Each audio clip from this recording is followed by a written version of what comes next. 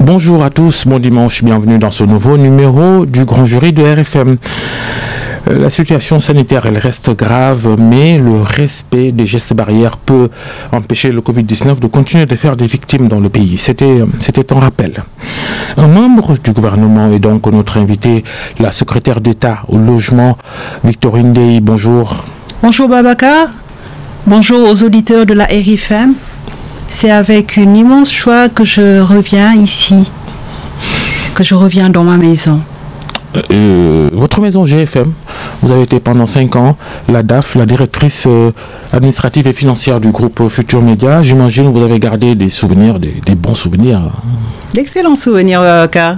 Souvenirs avec la radio, souvenirs avec l'Observateur, souvenirs avec la télé. Ça a été un immense plaisir de travailler avec de la compétence qui se ressent dans toutes vos éditions, Babacar. Merci en tout cas pour cette première, votre première émission depuis votre nomination au gouvernement le 1er novembre 2020. Le président de la République vous a donc confié le secteur très important du logement. Et alors avec quelle feuille de route? Avant de répondre à votre question, permettez-moi d'abord de remercier le président de la République pour le choix porté sur ma personne. Je mesure ce choix à sa juste... je saisis l'importance en fait de ce choix et je le considère quelque part comme un sacerdoce. Pour revenir à votre question par rapport au logement, le président de la République veut que le logement soit accessible au plus grand nombre des Sénégalais. Le logement, c'est le rêve de toute une vie. Tout père de famille, toute mère de famille aspire à avoir un toit. C'est la première des sécurités. Et le chef de l'État en a conscience. C'est pour cela qu'il a mis en place le projet 100 000 logements. Il a été identifié en 2013 un stock de plus de 300 000 demandes de logement, auquel stock viennent s'ajouter 15 000 demandes additionnelles chaque année. Et à côté, pas plus de 5 000 offres de logement. Donc c'est dire vraiment que le problème est structurel. Et à ce problème structurel, le président Macky Sall a voulu apporter une solution structurelle. Oui. Structurelle en quoi faisant? En proposant d'offrir 100 000 logements pendant 5 ans. Au bout de 5 ans d'arriver à 100 000 logements. Le chantier est vaste. Et pour le faire, il a décidé de réduire le coût du logement. Le coût du logement, le logement social est plafonné à 20 millions. Le président de la République a dit 20 millions, c'est beaucoup pour que le Sénégalais lambda puisse accéder à ce logement-là. Voyons comment réduire ce coût du logement. Il a d'abord apporté des mesures par rapport au foncier. Le foncier sera gratuit. Les VRD seront gratuits, les VRD primaires. Les VRD secondaires et tertiaires sont laissés à la charge du promoteur. Au niveau fiscal, des exonérations ont été faites. Exonération fiscale et douanière, la TVA, les droits de douane et les droits d'enregistrement stabilisés à 1%. Et tout cela mis ensemble concourt à faire baisser le prix du loyer, le prix plafond qui va baisser, qui va de 20 millions à 12 millions. Car c'est une économie de 8 millions. Pour faire simple, disons que le président de la République a voulu accorder une subvention à l'acquéreur. Une subvention de 8 millions sur le prix du logement. Mais cette subvention, elle vient d'où? Cette subvention est une sorte de redistribution de la croissance. Parce que renoncer à des droits de douane, donner le foncier gratuitement, ce sont des ressources qui auraient pu être inscrites dans le budget de l'État. Donc c'est une forme d'inclusion sociale. À ces acquéreurs. Mais qui sont ces acquéreurs? Ces acquéreurs, ce sont les Sénégalais. C'est le citoyen sénégalais qui travaille faible et moyen. Qui travaille au Sénégal, qui travaille dans le secteur informel ou le secteur formel, qui a des revenus réguliers ou irréguliers, mais qui gagne moins de 450 000 francs. Ce n'est peut-être pas pour vous, mais le Sénégalais doit avoir un revenu mensuel évalué à moins de 450 000 francs. Et il doit aussi être primo-accédant. Il ne s'agit pas d'offrir la possibilité à d'autres d'avoir plusieurs maisons. Mais c'est aussi le Sénégalais de la diaspora qui vit et travaille à l'étranger, à qui 20% de ce programme est dédié. Mais la cible, revenons-en à la cible. Nous parlons d'habitat social, donc une cible qui mérite un traitement particulier. Cette cible, elle ne satisfait pas toujours aux conditions traditionnelles des banques, notamment la garantie. C'est pour cela que le chef de l'État, M. Macky Sall, a créé le Fonds pour l'habitat social, dont la seule mission est de garantir les prêts des acquéreurs et de bonifier les taux. Donc toutes ces mesures mises ensemble font qu'aujourd'hui, l'État joue son rôle d'assainir le secteur et de permettre au secteur privé de venir jouer son rôle. Et nous sommes satisfaits aujourd'hui de pouvoir le dire, qu'une première convention a été signée, que les travaux ont démarré et que très prochainement, comme l'a dit le promoteur, d'ici au 31 mars, nous pourrons aller visiter car les premières maisons sortiront enfin de terre. 31 mars. Je vous le dis, on prend date ici, Babacar. On prend date et on fera la visite. S'il plaît à Dieu. Le déficit en logement au Sénégal tourne autour d'un demi-million d'unités. Dire entre 400 et 500 millions de logements pour satisfaire la demande. Donc cette dernière initiative que tout le monde connaît, la plus populaire, ce sont les 100 000 logements, le projet des 100 000 logements à Daga et Kholpa, situé à 55 km à l'est de Dakar. Mais aussi ces 100 000 logements concernent d'autres régions. Hein. Ce n'est pas 100 000 logements à Daga et Kholpa parce qu'il y a d'autres régions qui sont concernées avec des investissements, c'est bon de le préciser. Vous le dites un peu dans votre dernier propos, des investissements essentiellement privés. Et cela faisait longtemps qu'on n'a pas eu de nouvelles. Vous nous annoncez le 31 mars. Est-ce qu'on peut s'attendre d'ici à la fin 2021, avec le contexte économique très difficile lié à la crise sanitaire, est-ce qu'on peut s'attendre à ce que les choses avancent davantage? Babacar, nous y veillons, nous y travaillons jour et nuit. Vous avez parlé tantôt de Daga Kholpa, mais il y a d'autres pôles. Parce que ce qu'il ne faut pas oublier à travers ce projet 100 000 logements, il y a l'équité territoriale aussi, que nous portons à cœur. Il s'agit de sortir du triangle Dakar-Thiès-Mbour.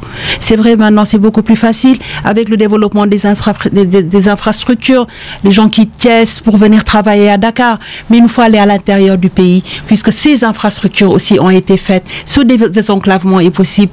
Et aujourd'hui, Babacar, il ne faut pas perdre de vue que ce programme, il est articulé. Il y a une stratégie nationale par rapport au plan national d'aménagement et de développement du territoire. Aujourd'hui, les pôles économiques qui sont redynamisés, il faut que l'État anticipe, il faut que l'État y soit, il faut que l'État accompagne en fait ce développement planifié de l'urbanisation en tant que tel. Et c'est à ça que sert ce programme. N'oubliez pas la croissance démographique aussi. Hein. Exactement. Urbanisation galopante, mais croissance démographique importante. Au Sénégal, la population va aller au-delà des 20 millions d'ici 2030. Est-ce que ça vous y pensez aussi? Et c'est le rôle de l'État d'anticiper. Parce que Babacar, ce n'est pas compliqué. Quand quelqu'un veut se loger, il le fait là où il peut. Et c'est le rôle de l'État d'accompagner, d'anticiper, de sorte à permettre aux citoyens sénégalais d'être dans un environnement correct. Le programme 100 000 logements, c'est une composante d'un programme beaucoup plus global. C'est le programme Zéro Bidonville. Et ce programme, il vise à éradiquer les bidonvilles à l'horizon 2035. Et il consiste à quoi? Il y a deux piliers, il y a deux pieds. Le premier, c'est de restructurer les bidonvilles existants. Il y en a.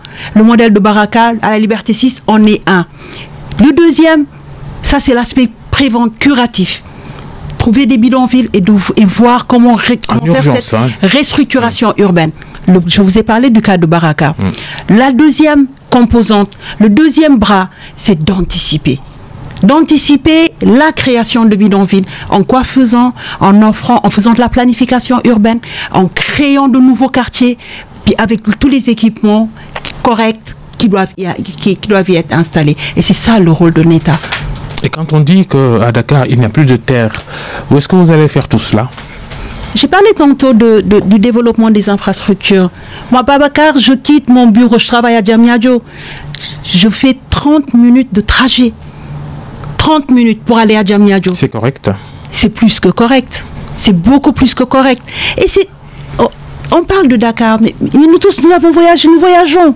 Nous tous, nous voyageons. Combien, aujourd'hui, dans les pays plus développés, disons, plus personne ne parle de kilomètres. On parle de durée de trajet. Je suis à 2 heures d'ici, je suis à 1 heure de là. Ce n'est pas le kilomètre, ce n'est pas la distance qui compte, mais c'est le temps que l'on met pour y accéder. Et le président de la République a fait d'énormes progrès. Avec le président de la République, le Sénégal fait d'énormes progrès en termes d'infrastructure et de mobilité urbaine. Vous avez annoncé dans cette émission que les premiers logements, les premières clés seront disponibles le 31 mars. Je n'ai pas parlé des premières clés, j'ai dit les logements seront disponibles. Il faut faire la part des choses. Alors dites-nous, expliquez-nous, c'est quoi la différence? Première clé, disponibilité des logements.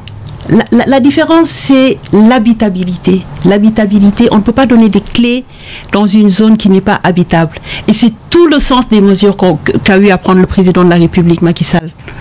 Tantôt, j'ai parlé du Fonds pour l'habitat social, mais j'ai omis de parler de la SAFRU, qui ne s'occupe que de l'aménagement du foncier. Et cette société, elle a des ressources.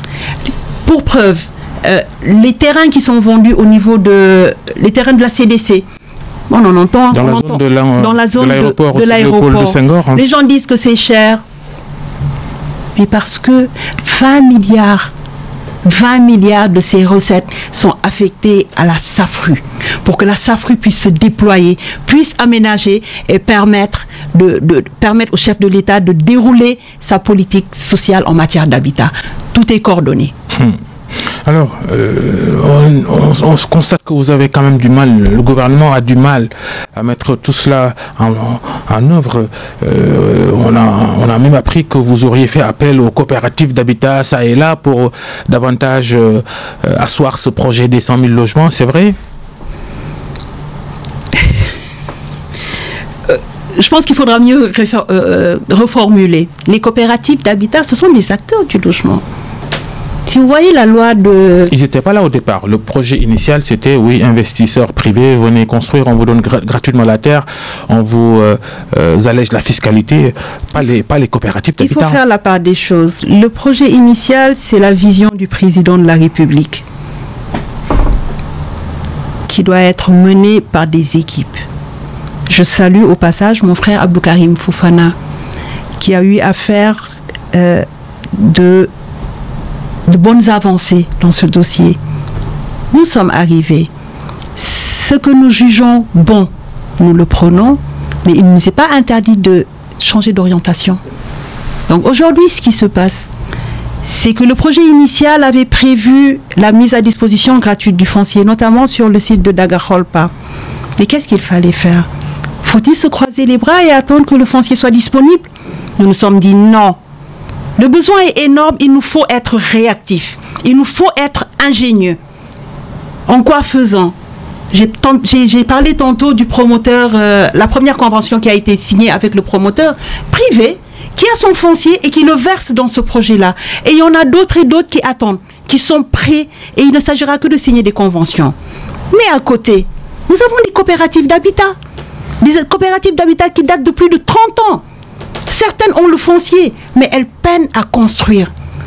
Mais ces adhérents, ces coopérants, ne sont-ils pas des Sénégalais qui se sont cotisés pour accéder à la propriété immobilière? Il est de notre devoir de les accompagner, de leur trouver un constructeur, donc d'enlever la marge promoteur et de leur permettre d'accéder au logement à un prix correct.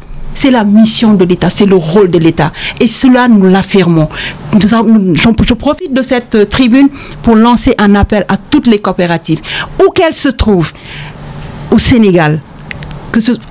L'idéal même serait été de trouver tout de suite une coopérative de Tambacounda, de Kédougou. Nous allons travailler avec des coopératives. Nous les avons rencontrées. Nous avons rencontré l'Union régionale des coopératives, l'Union nationale des coopératives d'habitat, qui aujourd'hui sont prêtes à travailler avec nous. En attendant, bien entendu, que nous ayons la prise de possession de Daga-Kholpa. Babacar, dans la vie, il faut avoir plusieurs fers au feu. Et c'est ce que nous sommes en train de déployer actuellement. C'est notre stratégie pour la satisfaction de tous les Sénégalais et pour concrétiser la vision du président de la République en matière d'habitat. Tout cela montre nettement que l'accès au logement est très difficile dans le pays. Les coûts élevés sur les logements, les 100 000, vous avez dit que c'est plafonné à 12 millions, mais de façon globale, on a parlé des coopératives. Le logement coûte cher. Les banques commerciales avec des prêts accordés avec des taux élevés, des taux d'intérêt. Vous avez pris en compte tout cela, les banques, est-ce que l'État leur parle, est-ce que le gouvernement leur demande d'alléger davantage les choses? Barbara, je viens de parler du Fonds pour l'habitat social dont la principale mission est de garantir les prêts. Qu'est-ce que fait le Fonds? Le Fonds accompagne, le Fonds donne la garantie dont a besoin l'acquéreur qui ne satisfait pas aux conditions traditionnelles des banques. Le deuxième pilier, la deuxième mission du fonds, c'est la bonification des taux. Je vous donne un exemple très simple. Je vais vous donner deux Sénégalais. Deux types de Sénégalais. Le Sénégalais qui travaille dans le secteur informel, qui est liquide et qui n'est pas solvable, suivant les critères de la banque. Il va demander un crédit, la banque lui dira non. Vous ne pouvez pas, monsieur, vous ne pouvez pas accéder au crédit parce que vous n'avez pas de bulletin de salaire. Et Dieu sait qu'il est liquide. D'autres sont dans l'autoconstruction. Il est liquide, il ne satisfait pas aux conditions de la banque. À ce Sénégalais-là, le Fonds pour l'habitat social lui dit, viens, je t'accompagne. La banque, la garantie que la banque demande, le fonds va se substituer à cette personne pour cette garantie. Le deuxième type de Sénégalais à qui je m'adresse aujourd'hui, à qui s'adresse plutôt le Fonds pour l'habitat social, c'est le Sénégalais qui satisfait aux conditions de la quotité cessible, qui a un CDI, mais à qui la banque dira non, vous ne pourrez pas avoir de crédit parce que la structure qui vous emploie, rien ne me garantit que dans 15 ans, elle existera encore. Est-ce la faute à ce Sénégalais? Le fonds lui dit non. La garantie que la banque te demande aujourd'hui, moi je suis là, je t'accompagne. Parce qu'il y a un réel problème au Sénégal. La dernière fois, il y a quelqu'un qui m'a interpellé, qui me dit, Madame, aidez-nous. Moi je paie 250 000 francs de loyer et je ne peux pas accéder à un crédit qui me permette aujourd'hui de payer une traite mensuelle de 100 000 francs. Et c'est bien réel. C'est tout le paradoxe qu'il y a entre la volonté d'acquérir un bien et les opportunités qui existent avec les banques commerciales. L'invité du grand jury ce dimanche, on le rappelle, la secrétaire d'État au logement, Victorine Ndeya.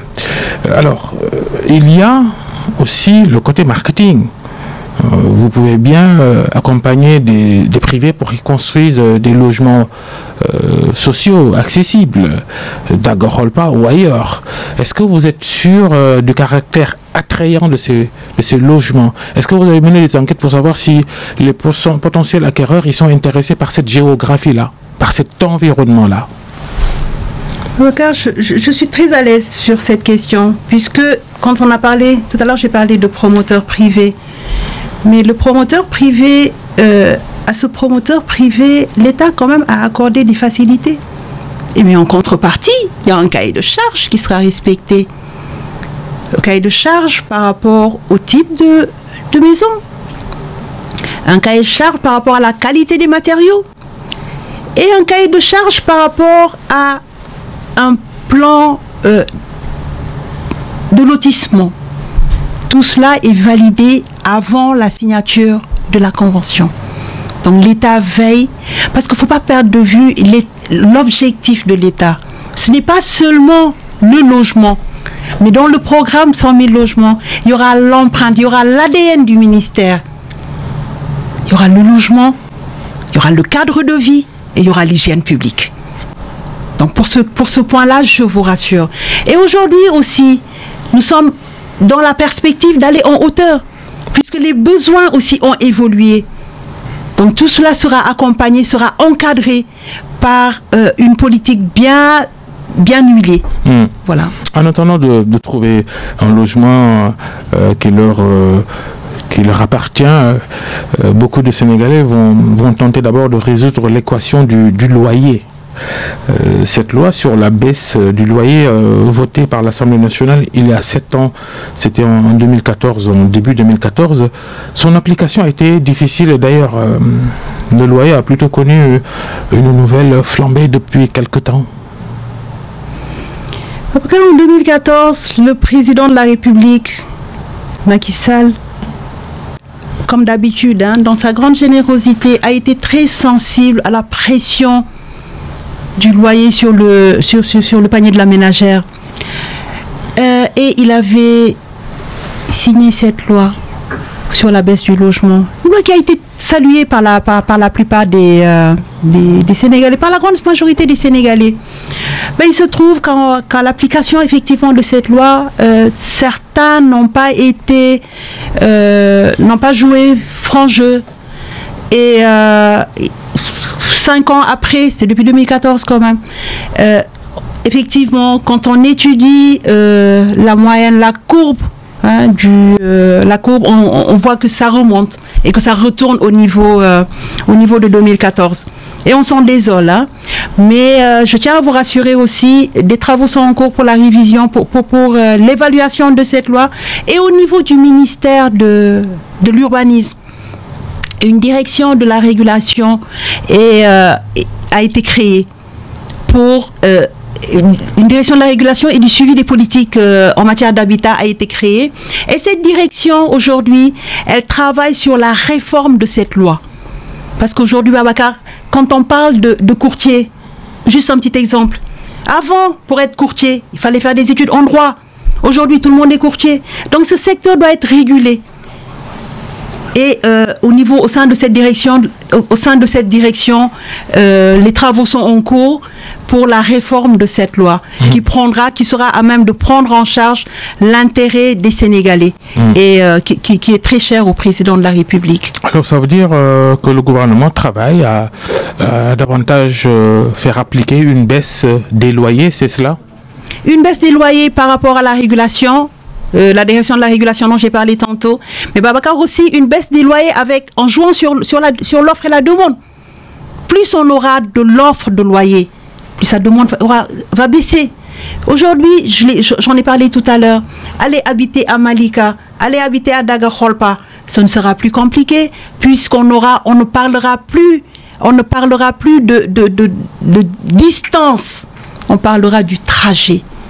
Si pour quitter Diamniadio, venir travailler à Dakar, on met 45 minutes, on ira habiter là-bas. Donc on joue sur aussi la disponibilité de ce produit qu'est le logement. Plus on aura de produits, plus le prix baissera. Mais en attendant qu'on arrive à cette vitesse de croisière qui nous permette de produire en masse des logements, parallèlement, il y a la direction de la régulation qui travaille sur la réforme de cette loi sur le logement. Réforme, tendance, baisse, nouvelle baisse. Forcément, forcément. Est-ce que l'erreur, lors du vote de cette loi en 2014, l'erreur n'a-t-elle pas été de décider de la baisse sans tenir compte de la surface corrigée? Il a été juste dit dans cette loi qu'une baisse de 29% est instaurée sur les loyers inférieurs à 150 000, 14% pour ceux compris entre 150 000 et 500 000 et 4% pour ceux qui dépassent 500 000. Est-ce que techniquement c'est la mathématique, le calcul qu'il fallait faire pour décider de ces baisses? C'est tout le sens de la révision dont je parle tout à l'heure, de la réforme. Et au cours de cette réforme, tous ces paramètres-là seront pris en compte pour vraiment permettre à assainir en fait ce secteur de la location.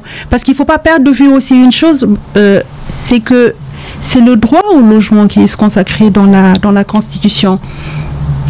C'est le droit au logement et non le droit à la propriété.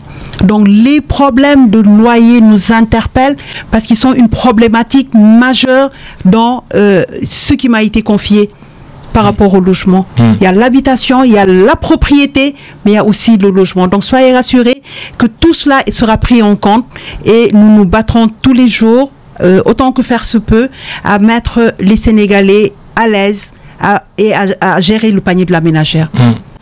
La population, en tout cas, elle continue de se plaindre et attend sans doute avec beaucoup d'impatience cette réforme de la réforme.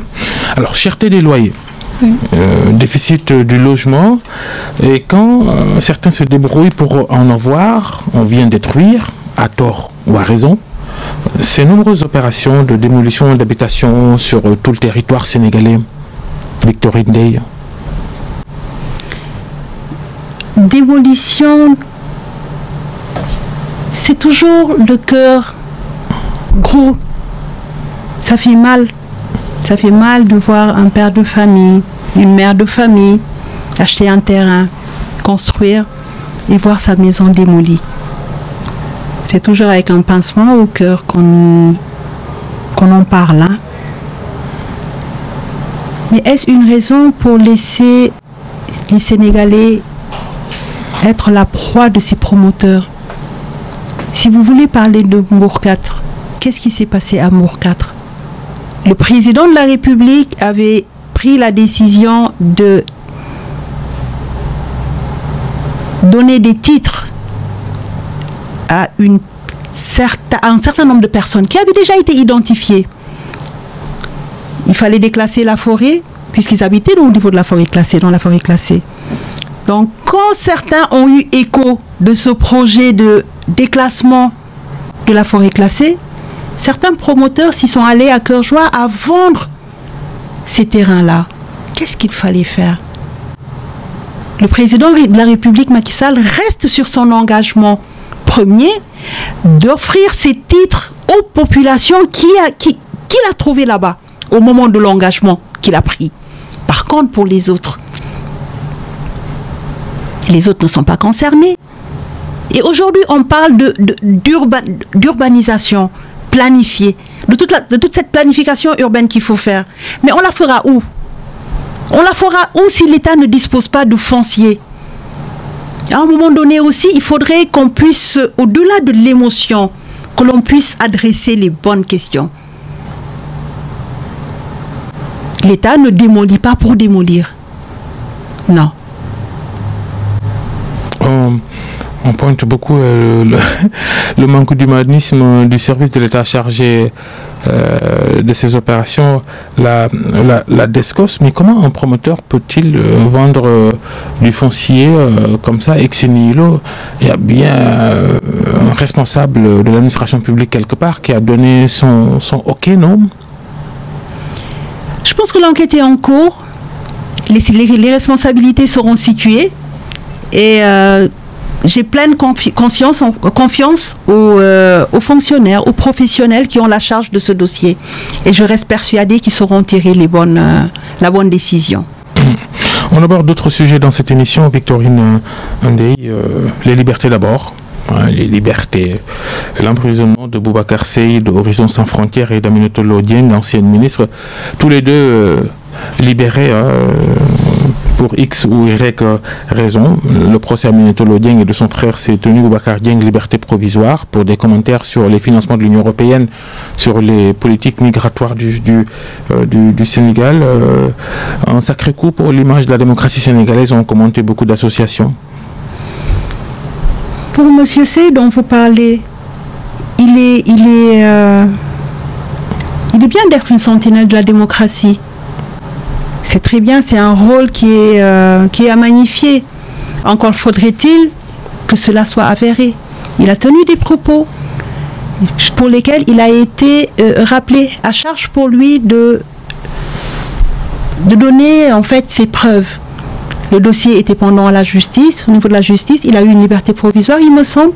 Donc je laisse la justice. Il n'est pas dans mon rôle de commenter une décision de justice. Le débat qu'il a posé, le président public l'a abordé en réunion du Conseil des ministres. Surtout que l'Union européenne a répondu.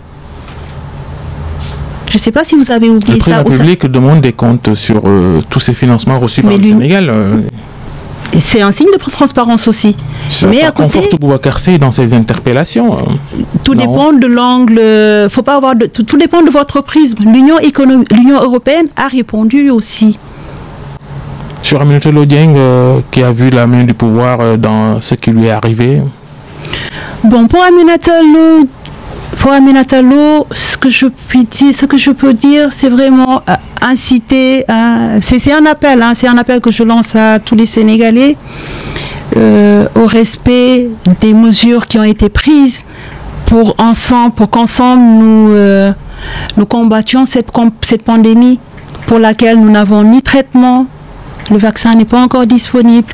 Et vraiment, il faut une union sacrée autour de cette pandémie pour la bouter hors de chez nous. C'est vraiment le message que j'ai à donner par rapport à ça. Oui, elle a accusé le pouvoir, mais les faits qui ont été retenus contre elle concernent juste la violation du couvre-feu et l'outrage à Jean. La pandémie, parce qu'elle a été arrêtée en plein couvre-feu. La gestion de cette épidémie de Covid-19 au Sénégal, toutes les considérations sur la communication ont été sans doute faites, mais vous qui détenez ces gros projets de logements sociaux-là, avec la conséquence économique de cette crise sanitaire, pensez-vous que vous allez échapper aux possibles impacts pour des projets comme ceux-là, qui demandent la mobilisation de beaucoup de ressources financières surtout?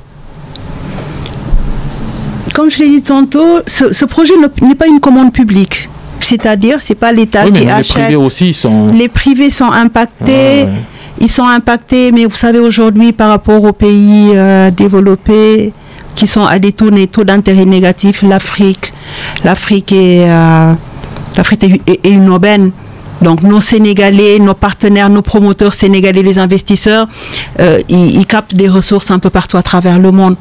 Donc dès l'instant que le marché est intéressant, comme je l'ai dit tout à l'heure, c'est la demande sécurisée qui va tirer l'offre. S'ils trouvent un intérêt à venir adresser ce marché-là, il le faut rentrer certainement. Donc nous n'avons pas de souci par rapport à ça. Du reste, il faut continuer à prier, à respecter les mesures barrières pour que très très très rapidement qu'on retourne à notre mode de vie d'avant. Quand vous posez le débat au sein du gouvernement, en réunion du Conseil des ministres, pourquoi la mayonnaise ne prend pas au sujet du respect des gestes barrières? Est-ce que vous avez pu identifier les obstacles qui empêchent que la majeure partie de la population se conforme aux mesures sanitaires? Qu'est-ce qui se passe? Ça, c'est un problème de responsabilité individuelle, Babacar. Le vendeur de fruits qui est à côté, la maquilleuse, la coiffeuse, tout le monde est interpellé par cette pandémie. Si aujourd'hui on en arrive à 20h à devoir fermer magasin, à 18h devoir fermer magasin, cela signifie qu'on a une baisse de son chiffre d'affaires. Donc il faudrait juste, j'en appelle juste aux uns et aux autres à faire cette corrélation, à raisonner en termes de coût d'opportunité.